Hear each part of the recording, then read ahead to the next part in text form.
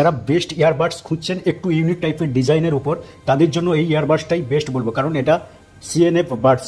এটা 42 decimal active noise cancellation দিয়েছে। Look ওয়াইজে যদি প্রথমে আসি, এই লুকসটা দেখেছেন একেবারে ইউনিক টাইপের লুক, একদম super crazy design.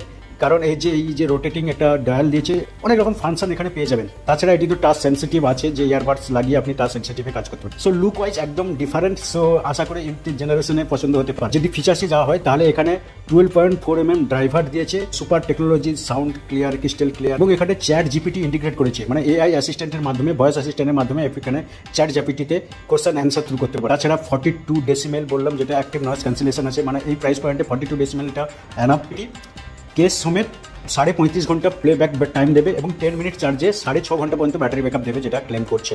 HD voice, clear, crystal clear voice পাওয়া যাবে, যেটা নাথিংয়ে এই জিনিসটা প্রমিস করছে, সেটা একদম সুপার পাবেন। ব্লুটুথ 5.3 সাপোর্টেড আছে, ভয়েস অ্যাসিস্ট্যান্ট আছে, গুগল পেয়ার আছে, ফাস্ট পেয়ার আছে। তাছাড়া গেমিং মুডও এখানে পেয়ে যাবেন। IP54 রেটিং আছে, যে রেটিংটা একটু কম বলবো, মোটামুটি বৃষ্টির জল কিংবা ঘাম টাম যদি থাকে সেটাকে মোটামুটি রেজিস্ট্যান্ট করতে পারবে। এখানে ডুয়েল ডিভাইস কানেকশন আছে, মানে একসঙ্গে ল্যাপটপ কিংবা মোবাইল কিংবা দুটো মোবাইলও কানেকশন করে রাখতে পারেন। So better rating unique design কেউ যদি খুঁজছেন তাহলে এই ইয়ারবাডসটার দিকে যেতে পারেন।